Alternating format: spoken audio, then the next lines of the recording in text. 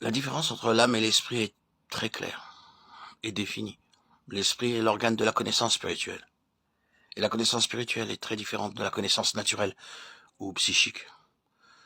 Comment Dieu connaît-il les choses et par quels moyens Dieu arrive-t-il à ses conclusions, à ses décisions? Sur quelle base de connaissance gouverne-t-il l'univers? Est-ce par le raisonnement, par l'induction, par les déductions, par la philosophie, par la logique, par la comparaison? Tout ce labeur du cerveau est certainement inconnu à Dieu. Sa connaissance et ses conclusions sont intuitives.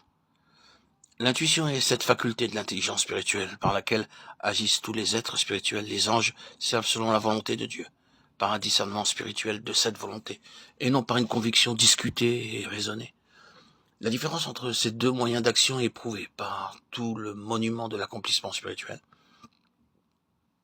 Si la raison humaine, le jugement naturel et le bon sens avaient été les lois gouvernantes, la plupart des œuvres immenses inspirées par Dieu, sinon toutes, n'auraient jamais été entreprises. Les hommes qui ont une marche intime avec Dieu et une communion d'esprit vivante avec Dieu ont été conduits intuitivement dans de tels desseins. Ils ont été justifiés en cela, non par l'approbation de la raison naturelle, mais habituellement par l'opposition de cette raison. Folie a été très souvent le verdict de la sagesse de ce monde. Dès que, comme Abraham, ils ont permis à l'intelligence naturelle d'avoir le dessus sur l'intelligence spirituelle, ils se sont trouvés déroutés, paralysés, et ont cherché le chemin des sens de l'Égypte pour trouver un secours. En tout cela, nous sommes justifiés dans l'esprit, et non dans la chair.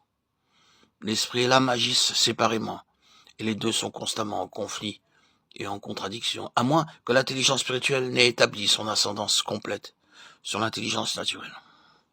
Dans toutes les choses qui viennent de Dieu et sont par conséquent spirituelles, la pensée de la chair est mort, mais la pensée de l'esprit est vie et paix. Romains 8:6. Telle est donc la nature de la connaissance spirituelle. La seule connaissance de Dieu qui soit de valeur spirituelle pour nous-mêmes ou pour les autres, par notre ministère, c'est celle que nous avons par une révélation du Saint-Esprit, dans notre propre esprit. Dieu ne s'explique jamais en premier lieu à la raison de l'homme, et l'homme ne saurait jamais connaître Dieu, en premier lieu par la raison. Le christianisme est une révélation où il n'est rien, et il doit être cela pour chaque nouvel enfant de Dieu. S'il en était autrement, sa foi s'appuierait sur un fondement qui ne résisterait pas au jour de l'épreuve.